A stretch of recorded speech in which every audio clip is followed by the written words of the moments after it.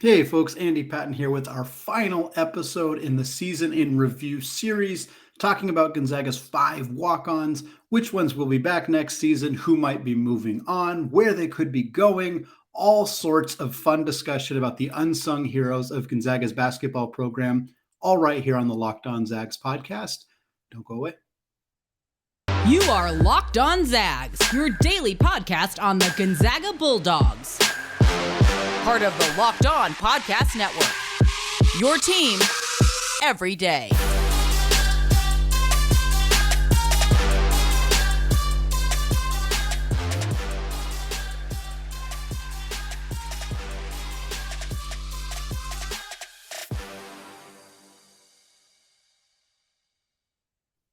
What is going on, y'all? Welcome to the Locked On Zags podcast, part of the Locked On Podcast Network, your team every day.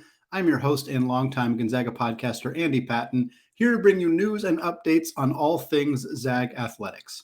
I also want to thank all of you who have continued to make Locked On Zags your first listen of the day, as well as those of you who have checked out the YouTube channel. We are fast growing, up over 650 subscribers now, have gained a ton of subscribers even after the season ended. I appreciate all of you who have continued to check out the show, trying to get to 1,000 subscribers on YouTube before the start of the next college basketball season. So if you're listening to this and you haven't subscribed yet, very simple. Just go to youtube.com, search Locked On Zags. You'll see the channel, hit that subscribe button.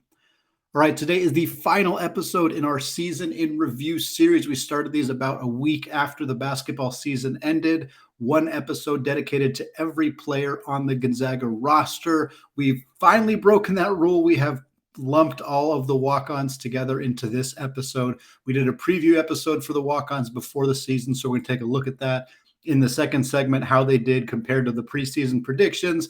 We're also just going to talk about each individual player and their future in the program. We're going to start it, though, just talking about how the season went for these guys. We'll start it off with Matthew Lang, the longest tenured and probably most accomplished of the walk-ons on this Gonzaga roster. Lang is a 6'3" senior combo guard out of Portland, Oregon. He went to Jesuit High School, the same place as noted Gonzaga walk-on Mike Hart and Kyle Wilcher, who was not a walk-on, but also a talented player to come to Gonzaga out of Jesuit High School. Lang, coming into this season, had made 38 appearances in a Gonzaga uniform. He had scored 23 points. This season, he played in 17 games, including a start on senior night. A nice tribute by Mark Few to give both him and Will Graves a starting spot for that final game at the Kennel. Lang finished the season scoring 17 points, grabbing 14 rebounds with 4 assists and a steal in 53 minutes of action. So just over a full 40 minutes worth of action, 17 and 14 for Lang. He went 7 for 14 from the field. That included going 4 of 4 on 2-pointers and 3 of 10 from deep. We'll talk a little bit more about Lang and his future in the final segment, but once again, he was kind of the leader of the walk-on group, the first player amongst those walk-ons to come into the game most of the time, the one most relied upon to hit the three-pointer that would win Gonzaga fans some tacos if they were at home, and kind of just all around was a fairly significant contributor, at least one of the bigger contributors for the guys who were not in the rotation for Gonzaga this season. Next up is Will Graves. Kind of touched on him a little bit already. Will Graves, 6'5", senior guard out of Eugene, Oregon. He is the son of longtime Gonzaga women's basketball coach Kelly Graves. Kelly is, of course, now the head coach for the University of Oregon, hence why Will was coming out of Eugene. Will spent his first season in college at Lane Community College, which is based out of Eugene as well. He was good there. He averaged 6.5 points, 3.5 boards, and shot just under 40% from three at Lane Community College. Came over to Gonzaga, has made coming into the season, had made 23 appearances and scored 14 points in his college career this year. Much like Matthew Lang, he appeared in 16 games and also secured 1 start, which happened on senior night. He scored 11 points, had 4 boards, and a steal in 29 total minutes of action this season. So again, didn't play as much as Matthew Lang. Lang definitely played the most of all of the walk-ons, but still got in some serious action this year. Again, 11 points, 4 boards. He went 3 for 10 from the field, which included 3 for 9 from deep. All told, for Will Graves in his Gonzaga career, he shot about 35% from deep.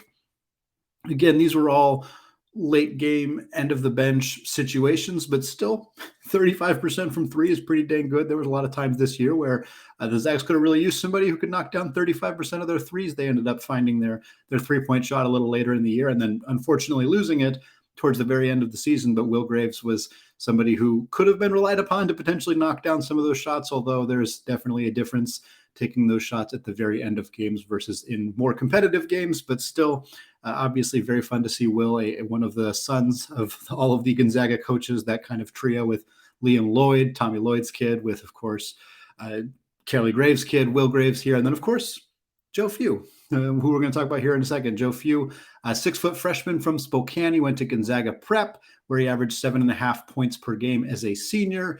Not particularly hard to guess who Joe Few is related to. He was, of course, Mark Few's son on the basketball team this season. He played in 13 games, played 21 total minutes, was the third of the 5 walk-ons. There's 5 total walk-ons on the team. 3 of them got into game action this season. We talked about Lang. We talked about Graves. Joe Few was the other one. Just 21 total minutes played, so just played a slightly less than Will Graves for the season. He did not make a field goal this year. He took 9 shots, including 4 3-pointers. None of them went down. But towards the end of the season, Joe Few did finally get on the board for the first time, and to date, only time in his college career. He went 1 for 2 from the free throw line, knocked that second one down to make Papa proud and make himself officially in the scorebook for Gonzaga's history. He has scored points for the Zags. A very cool accomplishment for Joe Few. Seems like a great kid. Obviously, coach's kid being on the roster can be tenuous at times. Certainly, Mark Few did not play any favorites here. Joe is definitely a walk-on in that regard. He is probably not here based on his own basketball merit, but he, if you get good grades, if you work really hard in practice, you carry his dude's bags, all of that stuff that kind of comes along with being a walk-on. Doesn't matter what your last name is, you're still handling those responsibilities. I have a really hard time imagining that Mark Few would give Joe even the slightest bit of preferential treatment just based on what I know about Coach Few as a person. So Joe is definitely doing all the work that any of those other walk-ons would do, but you'd be pretty emotionless if you can't say you felt something seeing Joe Few knock down a free throw. That was a pretty cool moment for him and for Mark, and of course for Marcy and the whole Few family to get a chance to see that. 2 more walk-ons on this roster. Neither of them made it into a game this season, and neither of them have made it into a game yet in their Gonzaga basketball careers. That'd be Colby Brooks. Brooks is a 6'7" now junior from LA. He went to Loyola High School. He was really, really good at Loyola High School, averaged 16 and 8. He was all Mission League second teamer. He played AAU ball with BTI Elite.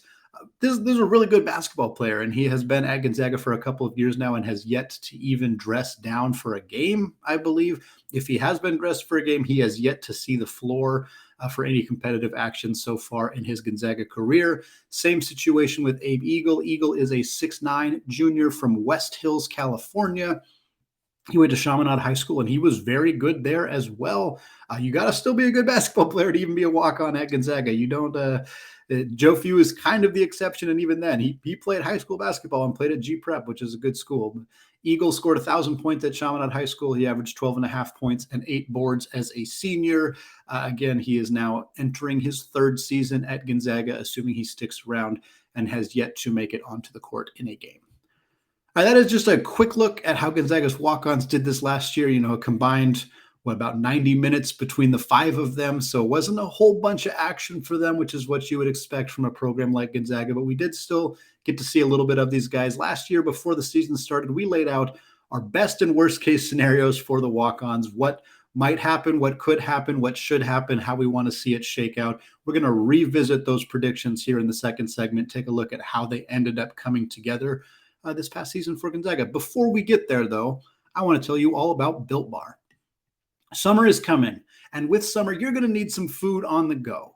Built Bars are the perfect snack to take with you on family vacations. Throw them in your bags, in your kids' backpacks. Make sure that everyone has a bar so you are fueled for your summer adventures. The best part about Built Bars, they're healthy and delicious. No more sacrificing delicious food for health. With Built Bar, you can have both. Have you tried the Built Puffs yet? We are going crazy for the Puffs. They come in crazy flavors like banana cream pie and even churro. Who doesn't want a protein bar that tastes like a churro? And they're only 140 calories. Sign me up. If that's not enough flavor for you, then you might want to try the mixed box.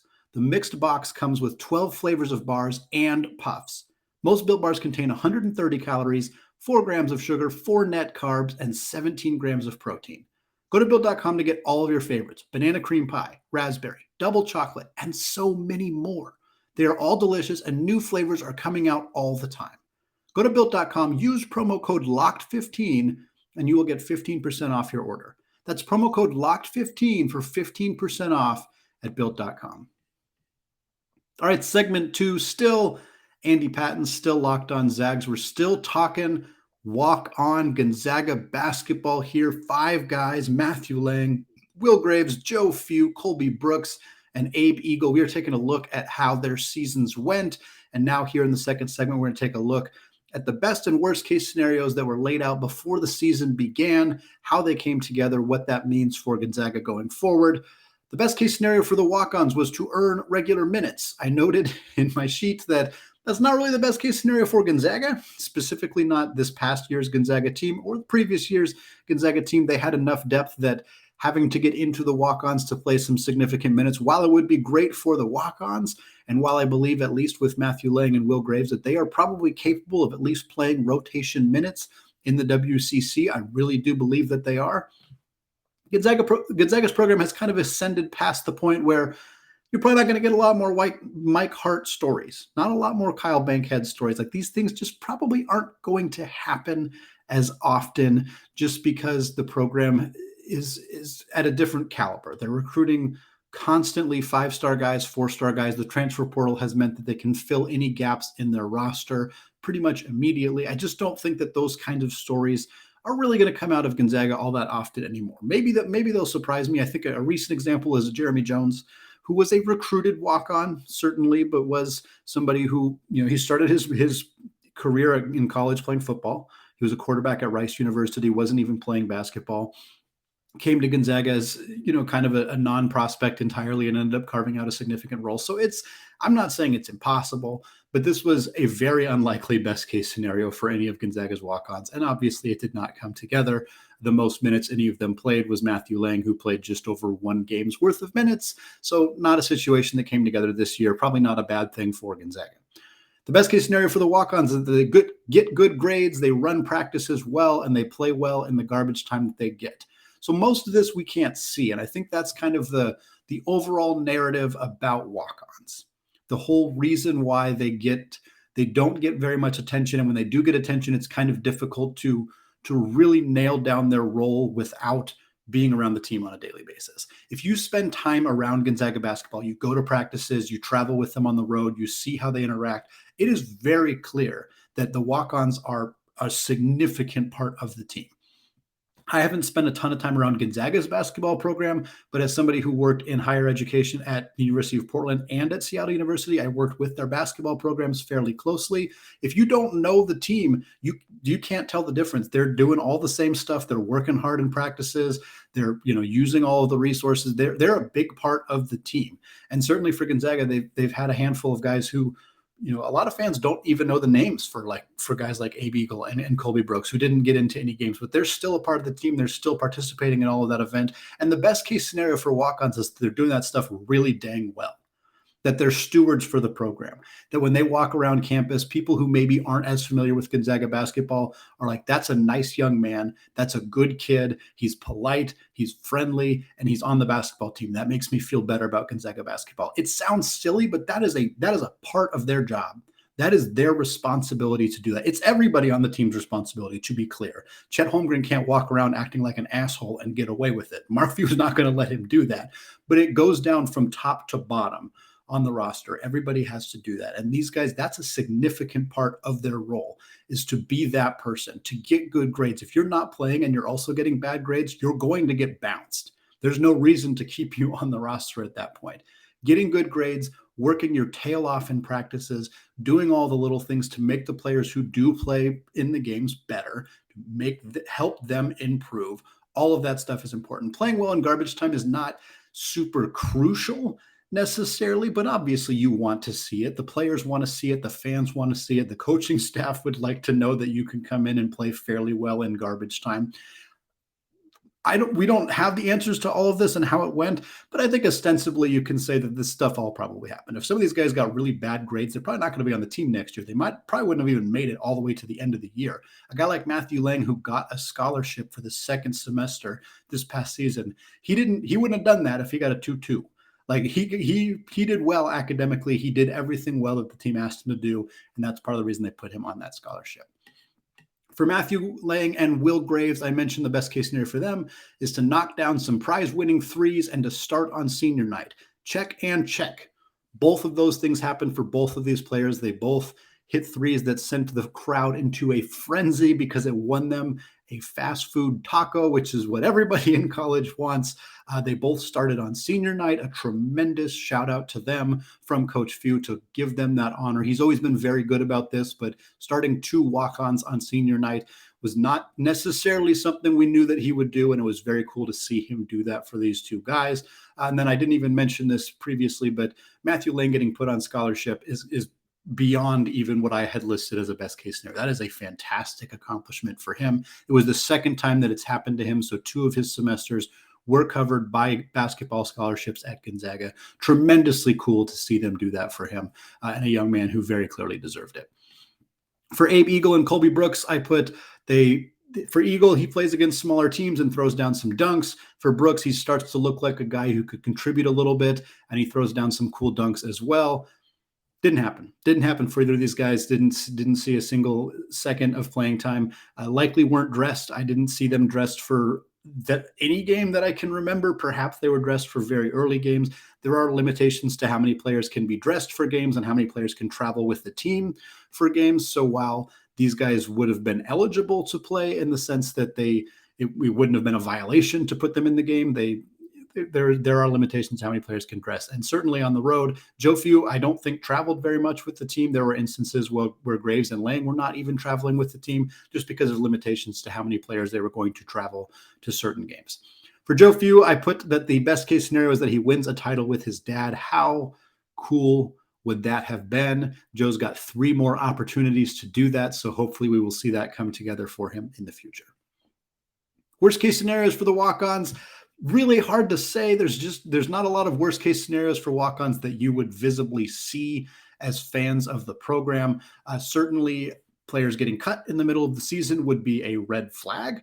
If one of those players was quickly removed from the team, if there was no press conference, but all of a sudden their name wasn't on the roster anymore, that might cause some speculation. Perhaps they weren't making grades. Perhaps there was some kind of event that happened that caused them to be kicked off the team. Who knows? Again, none of that happened for any of these players. So that would have been the worst case scenario, did not come together. Obviously not playing at all is a pretty bad scenario, or a pretty unfortunate scenario. It's not really a bad situation for Gonzaga. Certainly they were not going to rely upon Colby Brooks or Abe Eagle to give them significant minutes this year. But I would suspect that those 2 guys came to Gonzaga understanding that they weren't going to be rotation players, but probably hoping they would have played at least one time by now. It has now been 2 full seasons for both of those guys. They haven't even seen the floor.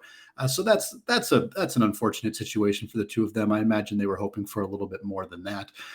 Worst case scenario is that these guys, I guess, leave the program would be the worst case scenario. I don't really view that as a bad thing, unless they're obviously trashing the program or saying negative things about it, or obviously being kicked off the team, something like that. We've had plenty of walk-ons in the past who have left the program but stayed at Gonzaga. That is a fairly common thing. There was a basketball player, I can't remember his last name, but his first name was Matt. He was about 7 feet tall. He was a redheaded guy who was on the basketball team in 2009, 2010, somewhere in that range. He ended up leaving it. He ended up joining the rowing team. And he lived in my dorm. I knew him. We were friends. And that you hear that story fairly often. Evan Engelsby was on the basketball team last season. He left the program. I believe he is still at Gonzaga as just a regular student. So that's that tells you a lot about how much people appreciate Gonzaga, certainly, and being a part of the community, being a part of the family, being a student at the school. And I don't really view that as a worst case scenario either. So it's kind of hard for there to be a lot of worst case scenarios outside of really obvious negative attitudes that are impacting other players' morale on the team, which has almost, if ever, happened at Gonzaga with walk-ons. All right, we're going to come back in the third segment. We're going to discuss the future for these guys. One of these guys is already in the transfer portal. Another one might be joining the transfer portal. We're going to talk about what that means for them, what that means for Gonzaga. But before we get there, let's talk about Rock Auto. This episode is brought to you by Rock Auto. With the ever-increasing number of makes and models, it is now impossible for your local chain auto parts store to stock all the parts you need. Why endure often pointless or seemingly intimidating questioning, like is your Odyssey an LX or an EX, and wait while the person behind the counter orders the parts on their computer, choosing the only brand their warehouse happens to carry? You have computers with access to rockauto.com at home and in your pocket. Rock Auto is a family business serving do-it-yourselfers for over 20 years. Plus, Rock Auto prices are reliably low for every customer, and they have everything you could need: brake parts, tail lamps, motor oil, and even new carpets. I just had my 13-year-old car serviced recently, and I can tell you having one place to find all the parts I need makes things infinitely easier. So go to rockauto.com right now and see all the parts available for your car or truck. Write "Locked On" in their "How did you hear about us" box so they know we sent you. Amazing selection, reliably low prices, all the parts your car will ever need. rockauto.com. All right, segment 3, still Andy Patton, still Locked On Zags, still chatting all things walk-on basketball at Gonzaga. 5 players. We're going to discuss the future for each of them here in the final segment. We'll start with Matthew Lang, again, the most successful, at least on the basketball court, of the walk-ons for Gonzaga, played twice as many minutes as anybody else on the squad. Vinny Saglambeni, who was the editor-in-chief of the Gonzaga Bulletin. He recently took a job at KXLY in Spokane. Shout out to Vinny. Congratulations to him. He was on the podcast a few months ago, shortly after writing a very, very excellent article about Matthew Lang. In that article, he mentioned that Lang was considering potentially transferring for his final year of eligibility and finding an opportunity to play a significant role on a different team. That has yet to happen. Now, I believe since Lang graduated, I know that since Lang graduated, he could still enter the transfer portal, still transfer somewhere else. And because he is a grad transfer, he would have immediate eligibility at the next school. That is my understanding of his current situation. So that could still happen.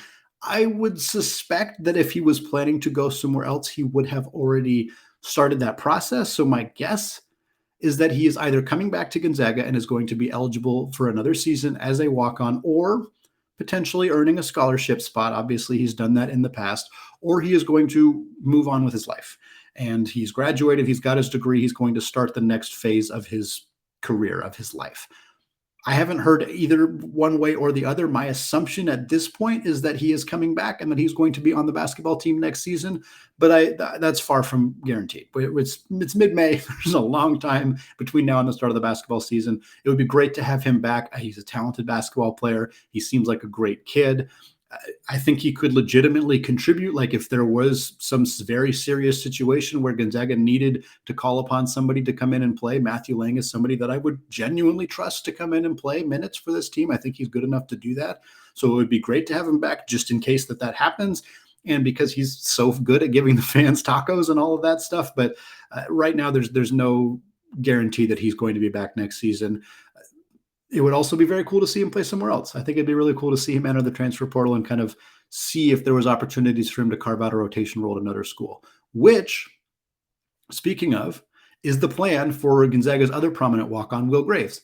Will Graves entered the transfer portal. He's the only Gonzaga basketball player to enter the portal this offseason. The only one. Very few teams had 0 scholarship players enter the transfer portal. Gonzaga was one of them. Will Graves, clearly not on scholarship, but has entered the transfer portal, is looking at other schools, potentially going to find an opportunity to play a meaningful role on another mid-major program, whether he's going to stay D1, whether he's going to go D2, D3, unclear at this point. Obviously, he has not made a list, has not announced what schools are interested in him. He's posted a couple of times some videos, some workout videos, kind of trying to generate some interest. I recently posted one myself as well.